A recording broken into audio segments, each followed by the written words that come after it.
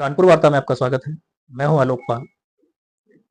पिछले 2-3 दिनों से महाकुंभ को लेकर के बहुत हल्ला मचा हुआ है। वैसे तो पिछले 1 हफ्ते में बहुत कुछ घटित हुआ है राष्ट्रीय अंतर्राष्ट्रीय स्तर पर, लेकिन महाकुंभ को लेकर के एक बड़ा हल्ला मचा हुआ है।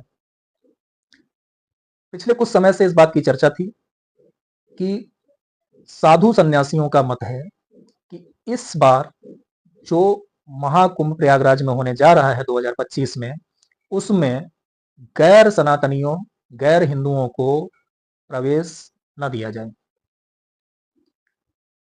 जो कुंभ क्षेत्र घोषित किया जाए उसमें गैर हिंदू, गैर सनातनी प्रवेश न कर पाए।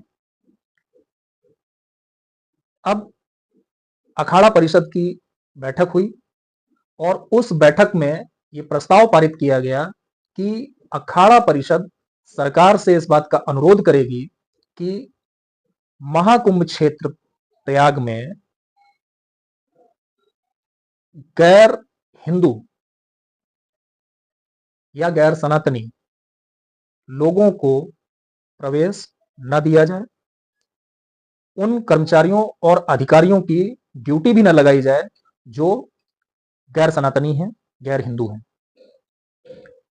ऐसे लोगों को वहां पर व्यवसाय के लिए स्थान भी उपलब्ध न कराया जाए जो गैर हिंदू हैं।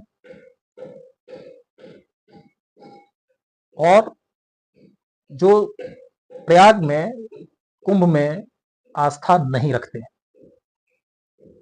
अब इस बात को लेकर के बवाल होना ही था। चूंकि चुनाव का भी माहौल चल रहा है, 20 तारीख को भी उपचुनाव में वोट भी पड़ने हैं 9 विधानसभा सीटों पर। महाराष्ट्र में चुनाव चल ही रहा है, झारखंड में चुनाव का माहौल है ही, तो बवाल होना था, बवाल हुआ। बहुत से राजनीतिक दलों ने अपनी अपनी प्रतिक्रिया दी। यद्यपि मुझको लगता है कि ये धार्मिक मसला है। अखाड़ा परिषद ने कोई अपना प्रस्ताव पारित किया है, अभी उन्होंने वो प्रस्ताव सरकार को भेजा भी नहीं है। वो सरकार को प्रस्ताव भेजेंगे, सरकार उस पर क्या निर्णय लेगी। जब सरकार का निर्णय आ जाता, उसके बाद अगर राजनीतिक दल अपनी प्रतिक्रिया देते तो वो उचित होती। लेकिन सरकार के किसी निर्णय से पहले केवल अखाड़ा परिषद के प्रस्ताव या अखाड़ा परिषद के निर्णय पर राजनीतिक दलों का प्रश्न चिन्ह लगाना, प्रश्न उठाना, ये निश्चित रूप से बहुत ही निंदनीय है। लेकिन बात केवल राजनीतिक दलों की होती, वहां तक तो ठीक था। जो इस्लाम के मानने वाले हैं, मुसलमान हैं, उन लोगों ने इसका बहुत ज्यादा विरोध करना शुरू किया। तो मुझे यह समझ नहीं आता कि जब आपकी आस्था नहीं है कुंभ में, आपको विश्वास नहीं है, तो आप उस क्षेत्र में जाना क्यों चाहते हैं। और अगर हम अपने धार्मिक अनुष्ठानों की पवित्रता बनाए रखने के लिए ये चाहते हैं कि आप वहां पर ना आए, तो इसमें बुराई क्या है। आप क्यों ऐसे हर अनुष्ठान में, हर मौके पर घुसना चाहते हैं। आप नवरात्र में गुजरात में डांडिया होता है, वहां जबरदस्ती घुस जाते हैं, चोरी छिपे घुस जाते हैं।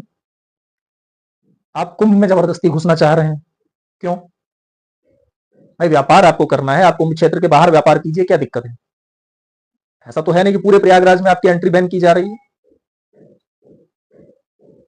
तो इस पर उत्तर प्रदेश में समाजवादी पार्टी के एक बड़बोले, मैं तो दुष्ट कहूंगा, नेता, और उनके जो ग्रैंडफादर थे, अब तो इस दुनिया से जा चुके हैं, वो भी इसी तरह की धूर्ततापूर्ण बातें करते थे। उन्होंने बयान दिया कि अगर इस तरह का कोई प्रस्ताव आता है और ऐसा करते हैं तो हम हिंदुओं को अपनी मजारों, दरगाहों से पूरे भारत में बाहर कर देंगे। मुझे लगता है कि यह सुन करके शायद 100% हिंदू बहुत खुश हुए। भाई, हम चाहते हैं कि आप बाहर कर दो, आप प्रवेश ना करने दो। कौन मुर्दों पे जाके शीश झुकाना चाहता है। ये तो हिंदुओं की सहिष्णुता है कि वो हर चीज को, वो किसी भी धर्म से जुड़ी हो, यदि कोई दूसरे धर्म का मानने वाला किसी चीज को पवित्र मान रहा है, ईश्वर के समकक्ष मान रहा है, ईश्वरीय शक्तियों से युक्त मान रहा है, तो वहां जाकर के वो शीश झुका लेता है। ये हमारी सहिष्णुता है। हम नहीं चाहते, हम तुम्हारे मुर्दों की दरगाहों पर, मजारों पर शीश नहीं झुकाना चाहते।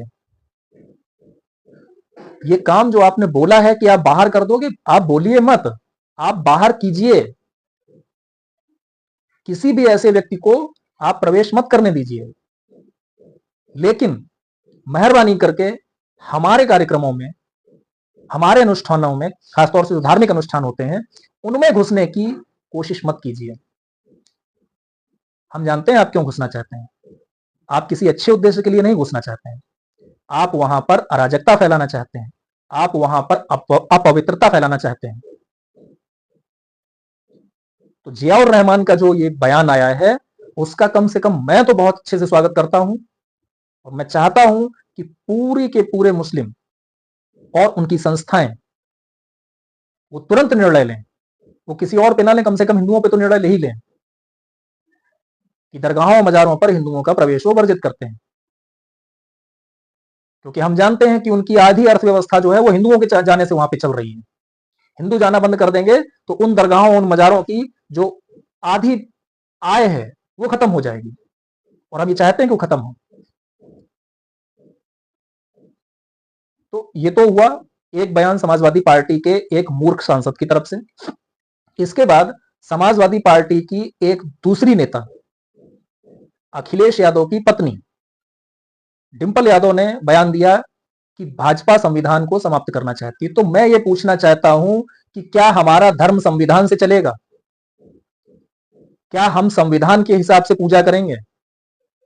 संविधान में जो लिखा है उसके आधार पर हम अपने तीज त्योहार, हम अपने धार्मिक अनुष्ठान, पूजा यज्ञ, ये सब उसके आधार पर करेंगे? आपका संविधान तो सेकुलर है। जहां पर संविधान को मानने की जरूरत है वहां हम संविधान को मानेंगे, लेकिन धार्मिक अनुष्ठानों में थोड़ा ही मानेंगे। आप संविधान से अपनी पार्टी चला लीजिए, वही बहुत। आप हमारे धर्म को संविधान से चलाना चाहते हैं। संविधान होता कौन हमारे धर्म में हस्तक्षेप करने वाला? संविधान बनाया गया है सेकुलर, जो सबके ऊपर लागू होता है। अगर हमारी पूजा, हमारे अनुष्ठानों पर यह लागू होता है तो वो सबके ऊपर लागू होता है। हमारे किस मंदिर में गैर सनातनी प्रवेश नहीं करेगा, हमारे किस धार्मिक कार्यकलाप के क्षेत्र में गैर सनातनी प्रवेश नहीं करेगा, हम किस तरह से अपने कार्यकलाप करेंगे, ये हमारी संस्थाएं, अखाड़ा परिषद तय करेगा, ये शंकराचार्य तय करेंगे, ये हमारे जो मठाधीश हैं वो तय करेंगे। ये आपका विषय नहीं है, ये समाजवादी पार्टी और भारतीय जनता पार्टी का विषय नहीं है कि आप इस पर टिप्पणियां करें। बहुत सारे मुस्लिम स्कॉलर्स इस पर बोल रहे हैं। तो भाई मैं ये समझ नहीं पा रहा हूं कि आखिर आप इस बात पर इतना जोर क्यों दे रहे हैं कि मुसलमानों का वहां पर प्रवेश वर्जित न किया जाए या गैर सनातनियों का प्रवेश वर्जित न किया जाए। पहली बात तो मुसलमानों का कोई जिक्र ही नहीं है, जिक्र है गैर सनातनियों का। तो भाई आपको क्यों मिर्ची लगी? गैर सनातनियों में ईसाई भी आते हैं, वो नहीं जाएंगे। गैर सनातनियों में मुसलमान आते हैं, वो नहीं जाएंगे। गैर सनातनियों में पारसी आते हैं, वो नहीं जाएंगे। जो भी ऐसे धर्म हैं जिनकी उत्पत्ति भारतीय क्षेत्र में नहीं हुई है, वो सभी गैर सनातनी हैं। और हम ये चाहते हैं कि उनकी किसी भी तरह से उस क्षेत्र में एंट्री ना हो, क्योंकि वो उसका, हमारे जो कर्मकांड है उसका वो मजाक बनाते हैं। हम तो आपके कर्मकांडों का मजाक नहीं बनाते। ईसाइयों में ने जितना अंधविश्वास फैलाया है, आप पंजाब को देख लीजिए, आप आंध्र प्रदेश को देख लीजिए, आप उड़ीसा को देख लीजिए, आप झारखंड को देख लीजिए, और जहां जहां ईसाई बढ़े हैं उन्होंने जितना अंधविश्वास फैलाया है उतना अंधविश्वास तो किसी ने फैलाया ही नहीं है। लेकिन उनके क्रियाकलापों का कोई मजाक नहीं उड़ाता। वो यीशु का नाम लेकर के बीमारियां ठीक कर रहे हैं, आदिवासियों को, गरीब दलितों को मूर्ख बना रहे हैं, और हमको ज्ञान दे रहे हैं कि नहीं नहीं भाई, सेकुलर हो। धर्म में हम क्यों सेकुलर रहे? हमको पूजा कैसे करनी है वो हम तय करेंगे, और हमारा धर्म हमको इस बात की अनुमति देता है कि हम किस तरह से कितनी पूजा कर सकते हैं, किसकी पूजा कर सकते हैं, कहां कर सकते हैं। हम ना भी करें तो भी हम सनातनी और हिंदू रहते हैं। हम आपकी तरह से दकियानूसी नहीं है कि आसमानी किताबों में जो लिखा है वही सत्य है। हमारी कोई किताब आसमानी नहीं है, और ऐसी कोई हमारी किताब नहीं है जिस पर शास्त्रार्थ ना हुआ हो। आप में है दम? क्या आप कुरान पर कोई टिप्पणी करके दिखाएं? आप बाइबल पर कोई टिप्पणी करके दिखाएं? या और जो भी गैर भारतीय धर्म है उनमें से किसी पर कोई टिप्पणी करके दिखाएं? और गैर भारतीय क्यों, मैं तो भारतीय की बात करता हूं। क्या किसी में दम है कि गुरु ग्रंथ साहिब पे कोई टिप्पणी कर दे?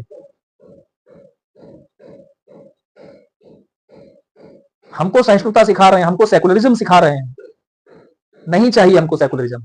कम से कम अपनी पूजा पाठ के लिए, अपने धार्मिक अनुष्ठानों के लिए, अपने रीति रिवाजों के लिए हमको कोई सेकुलरिज्म की जरूरत नहीं है। और मुझे लगता है कि उत्तर प्रदेश सरकार को अगर उनके पास ये प्रस्ताव आता है तो इस प्रस्ताव को स्वीकार करना ही चाहिए, और अगर उत्तर प्रदेश सरकार इसको स्वीकार नहीं करती है तो अखाड़ा परिषद को कोई कड़ा निर्णय लेना चाहिए। आज की वार्ता में इतना ही। बहुत बहुत धन्यवाद। नमस्कार।